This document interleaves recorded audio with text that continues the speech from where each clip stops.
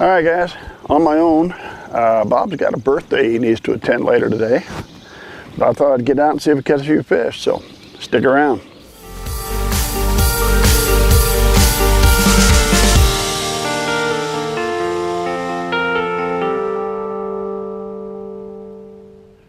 All right, we're gonna start out with a little frog action. I tell you, lily pads and frogs just go together. And we really haven't done much with frogs here. We tried some toads, a few other odd things, but I haven't done much frog fishing here. And I think that's a big mistake. Oh, that's where I went right up in the grass. Think about fishing frogs. You don't necessarily need to have it land in the water. They're going to be weedless.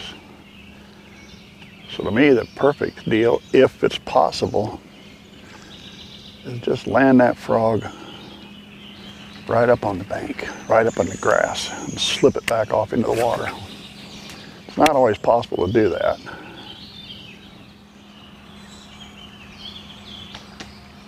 There we go, got it. Right there off the edge of the bank. That big fish I took yesterday was right up on the edge late in the afternoon. There we go, with the frog. There we go. Squirt myself with the water out of him, huh?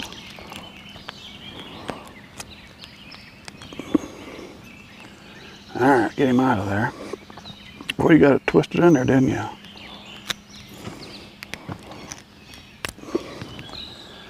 There we go, guys, with the frog. That's probably on about my thing up. There we go. He was right up in under. I'm at deep water right here. What, 12 feet deep in a steep bank. But the one I caught yesterday was late, right up next to the bank. So that's why I thought I wanted to come back here today and this morning and give it a try with the frog. And paid off, first fish.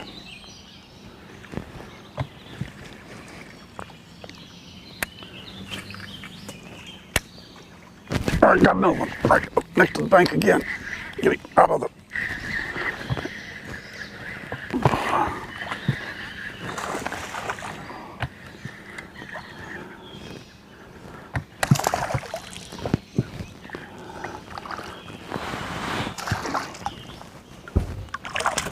There we go.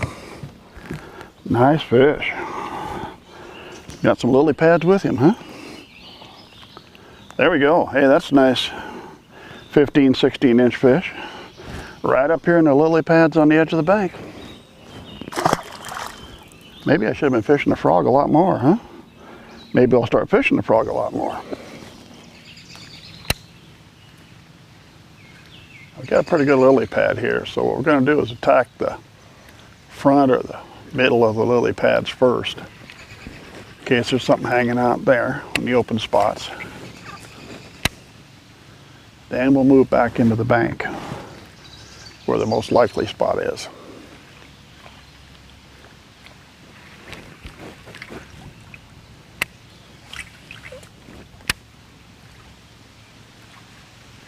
There we go, got him. Oh man, had him. Thing about frogs, you lose a few along the way.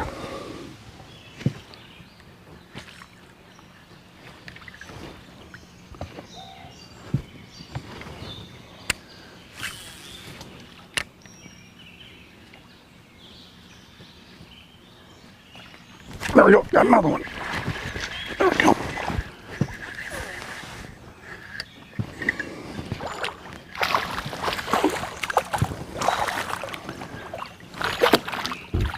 There we go. I'll tell you what, that's number 3 with the frog, and they've all been kind of nice, healthy fish this morning. There we go. Another 14, 15 inch fish. All right, we'll keep doing this, huh?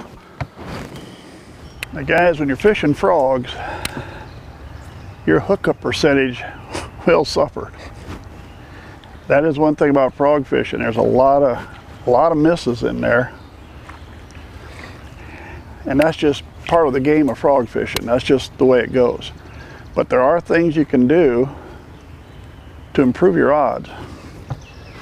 Now, when that fish is coming up on that frog is sitting here on the water, and that fish is coming up behind and grabbing him from behind. If you set the hook immediately, you're just pulling it right out of his mouth. If you can delay just a second or so, you give him time to turn. And when he turns, that's when you'll set the hook. So, how do you delay? How do you do that? Well, in my case, I keep my rod tip right down next to the water. And by keeping my rod tip low, when I go to set the hook, I got to bring it all the way up before we really start setting the hook. And just that delay, by having my rod tip down instead of up, probably delays my hook set half a second, give or take a little. But that half a second, or that second, can be just enough to make a difference between a hook set or a missed fish. But don't get discouraged when you're missing them on a hook set,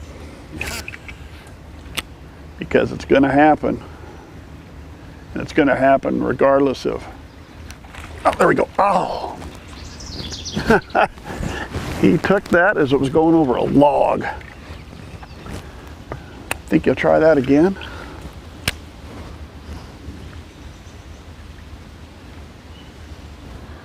The frog just went over the top of there's a log just under the water.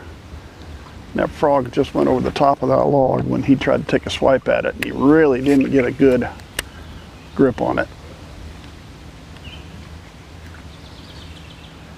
Like I said, don't get discouraged by it, especially when you're starting. Because when you're starting, you tend to react too quickly.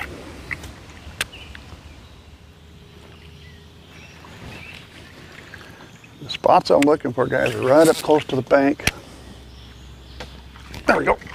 Get him out of there. Oh, lost him. And then had him, but the lily pads. He got off with the lily pads. A little too much stuff to go through in that one.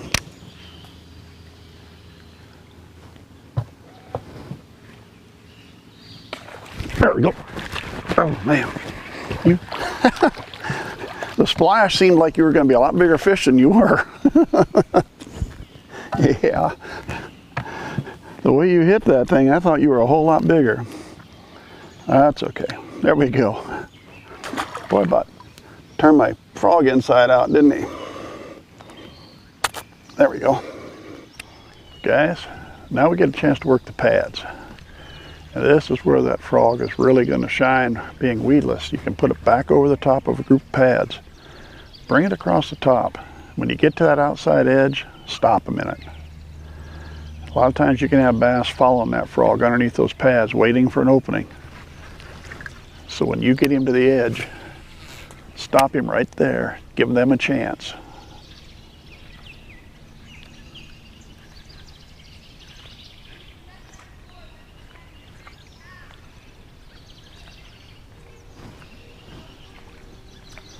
Today it's a bit cloudy. Technically a sunny day. It's probably almost better for this situation, because now they're right under the edge of that pad, staying there in the shade. So you got a better shot of picking them off when they're underneath there.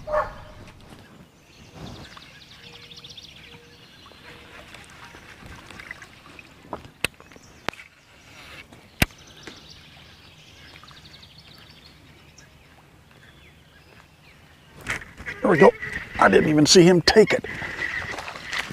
Oh, he just sucked it right down. Yeah, you did. You just sucked it right down. There was no coming out of the water explosion. Look at here, guys. Both hooks right in the top lip, exactly what you're looking for. both hooks through there. Just the way you want to see him. Not a big fish, but he hit it just the way you want to see him. Okay, when the frog hits the water, do you let it sit, let the rings dissipate away, and then start moving it? Or do you start moving it? Well, that's going to be up to you. But when it's me, I don't let it sit there very long. And my reason is, I see this frog as a reaction strike. More like a crankbait or something like that. They react, in the crankbait, they react to what's coming by. They don't even see it half the time, they just hit it. And I kind of see the frog as the same thing. It hits the water, and if they're close by, they want to get it quick before it gets away. So I don't really give them an opportunity to think about it. I want them to react to it. When it hits the water, I want them to think it's about to get away and I got to grab it quick now. Is that the right answer? I don't know, but it's the way I do it. Okay, so what kind of frog should you use? Well, and what color? I don't know if it makes a whole lot. Today, I've been using this green one. I can't even tell you. It's got a white belly. It's probably a Kermie frog. I'm going to think a Bass Pro Shop frog, but I'm not 100% on that. I usually like a black frog. I really do. This is a scum frog. Now Walmart sells a little different tail on the Walmart ones. They got the flatter. I like the round.